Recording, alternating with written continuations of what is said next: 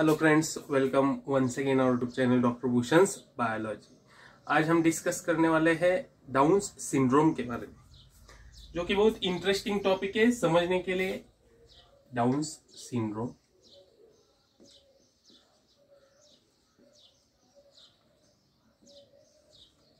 Question पूछे जाते हैं, ये इंपॉर्टेंट है, very important topic for 12th NEET की एग्जाम में इसके ऊपर क्वेश्चन पूछे जाते हैं।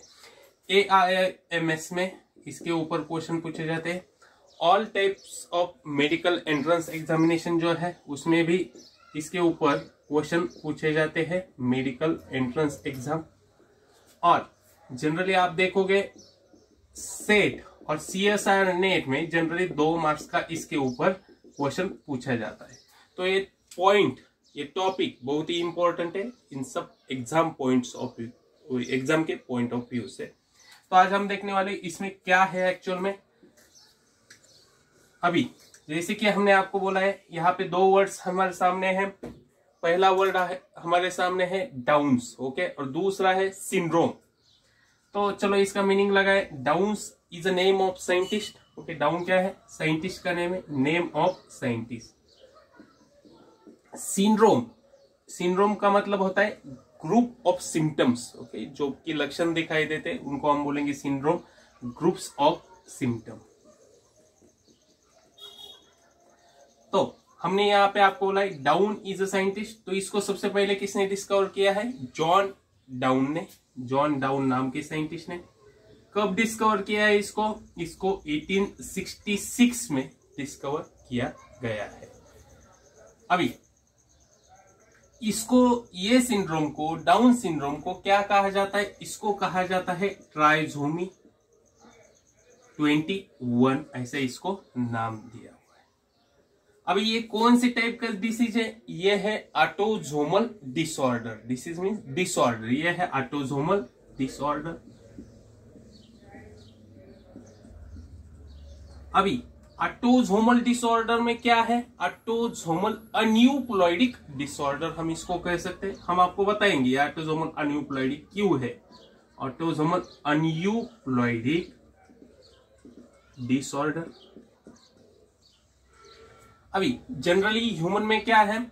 मेल आपने कंसीडर किया, human male, okay, human male है या ह्यूमन फीमेल है।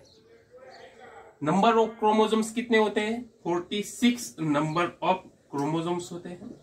उसमें से it means 23 pairs of chromosome.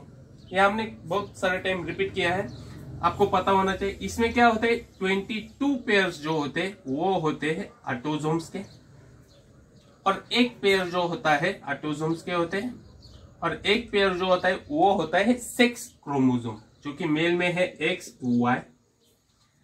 अभी यहाँ पे फीमेल में क्या है? 22 pairs of autosomes plus 1 pair of sex chromosome, that is XX।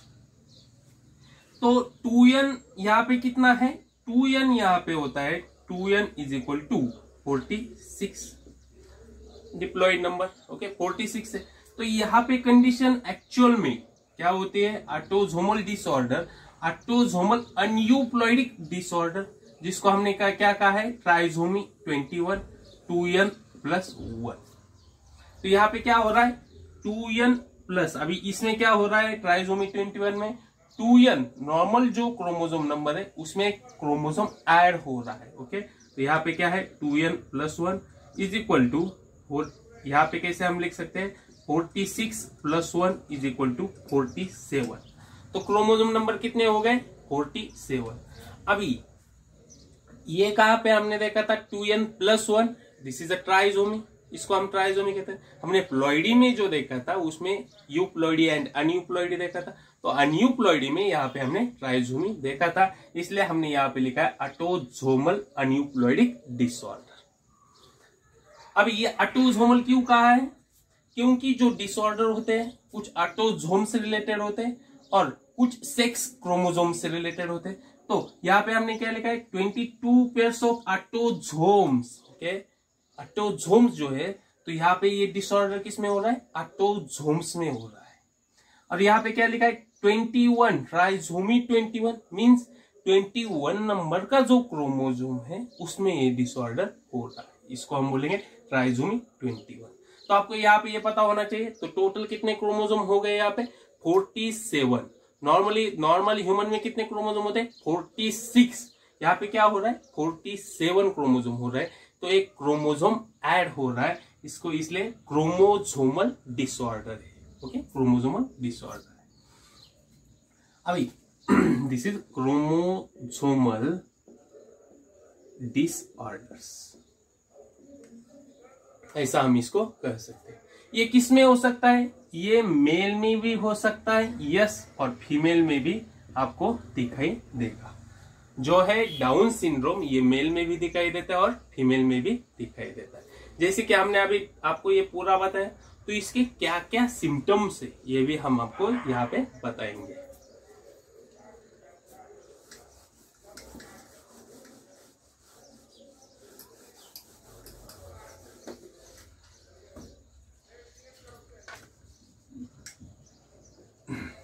तो चलो सिम्टम्स हम देखेंगे यहाँ पे।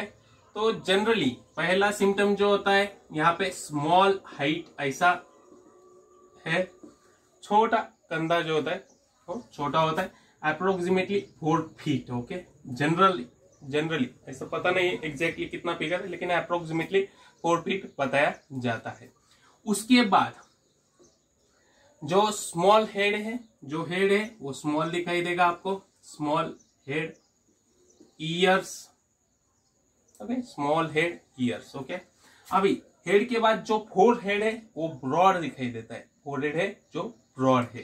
तो क्या होगा यहाँ पे broad forehead, broad forehead. Okay, उसके बाद और क्या सिम्टम्स है इसमें, और सिम्टम्स है जो नोज होता है वो फ्लैट हुआ दिखाई देता है। तो फ्लैट नोज आपको दिखाई देगा, यहाँ पे फ्लैट नोज दिखाई देता है। और क्या दिखाई देता है इसमें अगर आप देखोगे तो आपको ये जो पाम्स है, ओके, ये पाम्स जो है ब्रॉड पाम दिखाई देता है, ब्रॉड पाम। जो फिंगर्स होते हैं पाम्स में, जो फिंगर्स होते हैं वो शॉर्ट स्मॉल फिंगर्स हम इसको बोल सकते हैं, स्मॉल फिंगर्स ऐसा भी हम इसको बोल सकते हैं। और क्या क्या दिखाई देता है, जो माउथ है, ओके, ये जो माउथ है वो स्मॉल माउथ होता है, उनमें स्मॉल माउथ, छोटा माउथ होता है। अभी माउथ हर टाइम थोड़ा सा ओपन होता है, ओके, हमेशा वो थोड़ा सा ओपन रहता है, तो ओपन माउथ हम इसको बोल सकते हैं। माउथ छोटा भी होगा और हमेशा ओपन रहेगा, जैसे कि हम क्लोज कर दिया वैसे नहीं, उनका हमेशा ओपन होता है, ओपन माउथ हम इसको बोल सकते हैं। जो टंग है, ओके, टंग जो है वो प्रोट्रूडिंग टंग होती है। प्रोट्रूडिंग टंग मीन्स ऐसा नीचे आया हुआ टंग, ओके, प्रोट्रूडिंग टंग, प्रोट्रूडिंग टंग हम इसको बोल सकते हैं। और थोड़ा सा टंग के ऊपर थोड़ा सा खाच पड़ा हुआ दिखाई देता है इनके टंग के ऊपर। और क्या हो सकता है जो पाम है, पाम में थोड़ा सा क्रीज फॉर्म हुआ दिखाई देता है, पाम में क्रीज। अभी थोड़ा सा हार्ट में इनके जो हार्ट में सेप्टा है उसका भी इनमें प्रॉब्लम हो सकता है। सेप्टा जो जनरली एट्रियल, ओके, एट्रियल में प्रॉब्लम होता है सेप्टा, जैसे कि हार्ट आपने देखा एट्रियम एंड वेंट्रिकल जो आपको पता होगा, तो उसमें एट्रियम में सेप्टा में प्रॉब्लम दिखाई देता है। उसके बाद जो मेंटल रिटार्डेशन है इनमें दिखाई देता है। तो mental retardation means what, mental retardation हम जिसको बोलते हैं मंद बुद्धि लोग, ओके, मंद बुद्धि लोग जिनको बोलते हैं, ये इनमें दिखाई देता है। और क्या दिखाई देगा, आईक्यू जो है इनका, जो आईक्यू होता है, तो आईक्यू वेरी लेस, ओके, जो इनकी सोचने की इंटेलिजेंट क्वेश्चन जो होता है वो बहुत ही कम होता है, आईक्यू होता है वो लेस आईक्यू आपको दिखाई देगा। और क्या कैरेक्टर होंगे इनमें कैरेक्टर होते हैं मेंटल रिटार्डेशन, तो थोड़ा सा कुछ मेंटली जो डिसीज है, ओके, उसके रिलेटेड तो डिसीज भी इनमें दिखाई देते हैं। और इनमें जो स्टर्लिटी और फर्टिलिटी जिसको हम कहते हैं, तो ये और ये जो डाउन सिंड्रोम वाले जो लोग हैं, या मेल है या फीमेल है, ये स्टेराइल नहीं होते, ये फर्टाइल नहीं होते, ये होते स्टेराइल। ये क्या होते हैं? स्टेराइल होते। ये जनरली सिम्टम्स दिखाई देते हैं डाउन सिंड्रोम में। जैसे कि सिम्टम्स बहुत ही इजी है, स्मॉल फेस है, ब्रॉड हेड है, स्मॉल फेस है, राउंडेड फेस होता है, ब्रॉड फोरहेड दिखाई देता है, ईयर स्मॉल होते हैं, जो मुंह होता है माउथ इज आल्सो स्मॉल, जो टंग होती है माउथ में वो प्रोट्रूडिंग, उसमें कुछ खाच जैसे पड़ी हुई है ऐसा, माउथ कंटिन्यूअसली ओपन रहता है, हम हर टाइम हमेशा ओपन होता है उनका माउथ।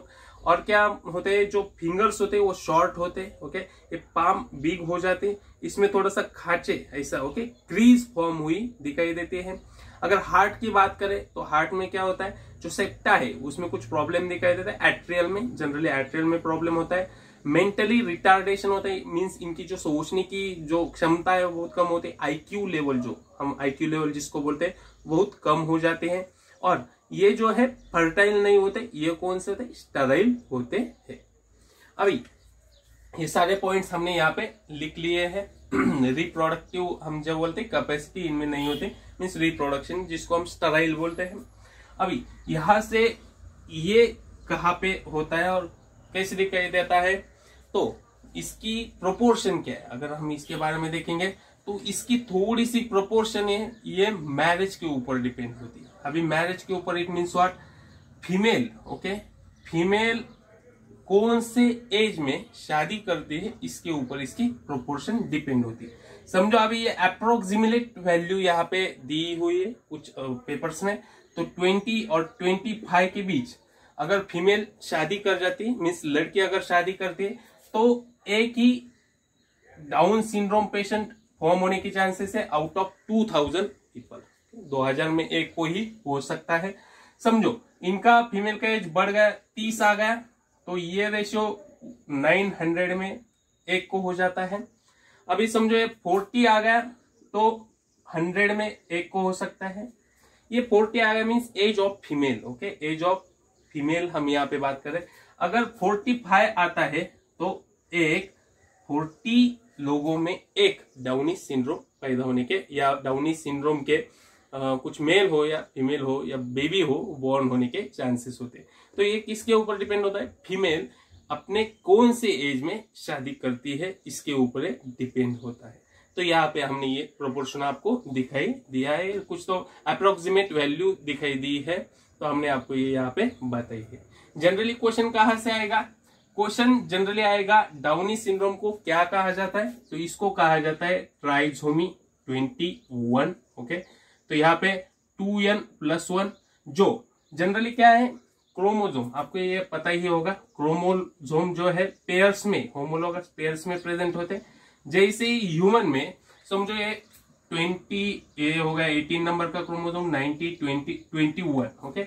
ये 21 नंबर का क्रोमोसोम है जो कि होमोलोगस पेयर में प्रेजेंट है। उसकी एक एक्स्ट्रा कॉपी अगर यहाँ पे फॉर्म हो जाती है, एक एडिशनल क्रोमोसोम आता है, तो ये सिंड्रोम होता है डाउनी सिंड्रोम, डाउन सिंड्रोम। तो इसमें ये क्यों होता है, इसका आंसर आपको पता होना जरूरी है। इसका आंसर है नॉन डिसजंक्शन, ये क्वेश्चन पूछा जा सकता है, या failure, failure of separation of chromosome at the time of gamete formation, ये इसका सही आंसर है। तो इसके रीजन के ऊपर, इसको क्या कहा जाता है इसके ऊपर, या किसने इसको डिस्कवर किया इसके ऊपर, या फिर एक्चुअल में इसके क्या सिम्टम्स हो सकते हैं, इसके ऊपर क्वेश्चन पूछा जा सकता है। ये आपको पता होना जरूरी है। Thank you.